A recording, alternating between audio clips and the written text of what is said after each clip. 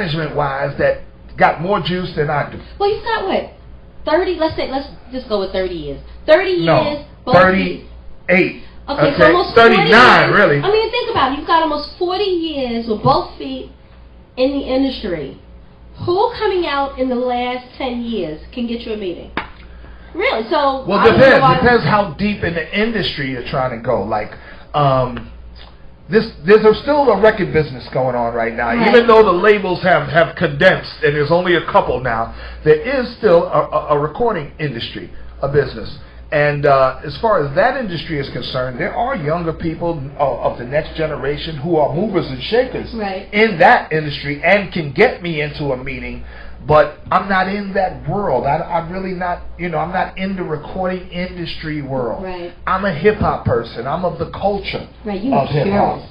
I'm not so much of a purist, but I'm a purist. Right, you're a purist. Okay, I'd say that before I say anything else. And I'm content with being, who I am in the culture of hip-hop. As a rapper out here, hey, I'm one of those guys that used to back in the days. Right. But in hip-hop, I'm one of the gods, and I'm going to always be that. Yes. You know what I mean? That's a small circle. Yes, it is. Yes, That's it a small circle. I wonder if Lampton and I be sitting in the circle of that. I am. I'm still being to see it. I'm being to see. I don't pull those strings, but this is true. So now listen, this is written. Ta-da! Can we see that? DJ Kamasafa? Can we see? All right, that's written. This is the book written. Now, written, if you look inside, ta-da, is actual. This is crazy because this is actual pages from his rhyme books that were photocopied and put in this book. How the book came about. That was my next question. I did the film. I did the movie The Art of Rap. Right. Okay, and the producers, you mentioned a part of the film when I was actually writing a rhyme right there in real time. And I.C., who directed the film, told the producers, like, you got to see this guy's rhyme books. Right. His rhymes are written in perfect penmanship. Yes. I mean, this guy, and he made such a big deal about it. The guy, huh? We knew we were supposed to be a doctor, that's for sure. Yeah, I write too neat to be a doctor, right? No, but he said, then you know what? You should do a book. Okay. And I know a company in the UK. It's called the Lyric Book Company, and I can get them to commission you to do a book. I'm like, well, great, sure. He said, but we should do it in your own handwriting. Right. We should just photocopy some of your rhyme books and come up with enough of them that we could create a book. I'm like, hey, fine with me. So I went and dug in the crates. I pulled out some of my old books. I took them downtown to a studio, and they went through them page by page and just photocopied about 40 of my most popular lyrics. So the book. I was going to say, how did you pick? The book is another thing that's out of one of those never been done before things. Yes, this is true. This is the first lyric book that was written in a person's own handwriting. So that's another first. Okay, I'm trying. Like I said, we have to reinvent ourselves. We have to come up with new ways and new new methods of being relevant and being able to give things to the people. So that's something new. You know what I mean? There might be other lyric books out, but none in people's own handwriting. So anything that it's already been done. Exactly. CAZ did it first.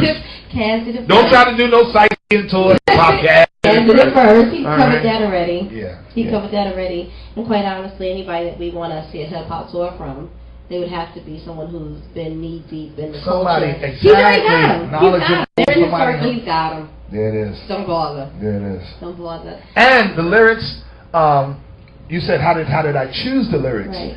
Basically, we just took a bunch out of a book, out of different books, and I kind of narrowed it down to the ones that were the way they were written. Some of it has to do with the way they were written, the style they were written in, and some were the importance of the lyrics themselves, like the rhymes that I wrote for Big Bank Hank from the Sugar Hill Gang. We ain't gonna talk about that. I'm so glad you opened that door. Those lyrics are in there as well. I'm driving the bus. So that's the next topic. Those lyrics are in there as well. So the book is really cool in the sense that up there, and I'm driving over, but we're going to get to the current situation with that anyway, because it came to term.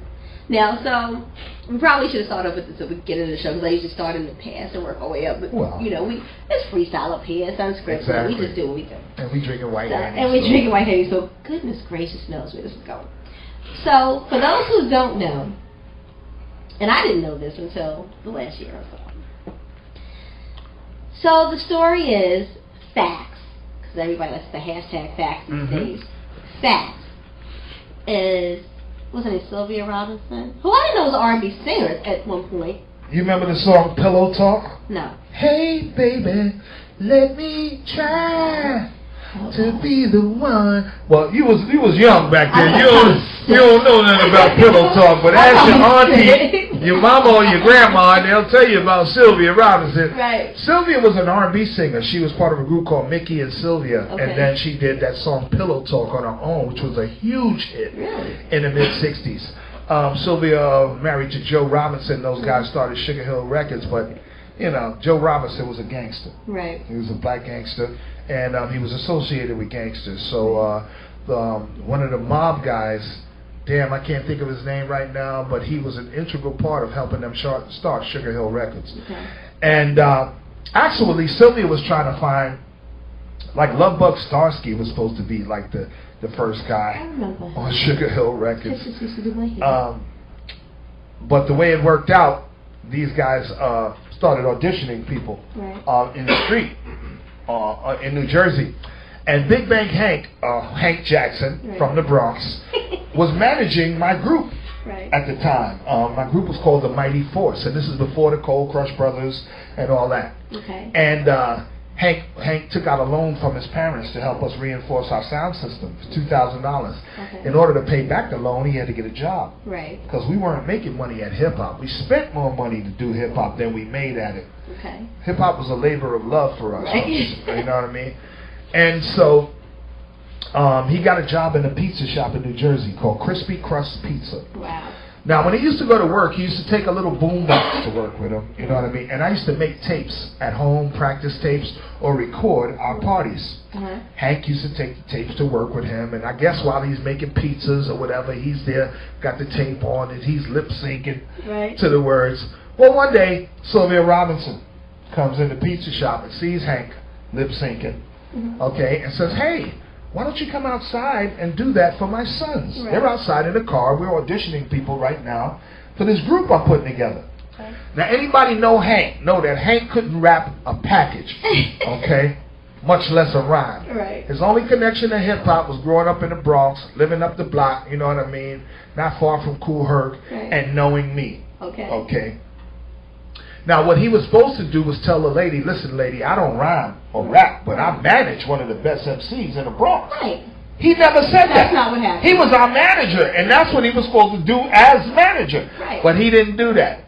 He went outside to the car. He repeated the stuff that was on the tape.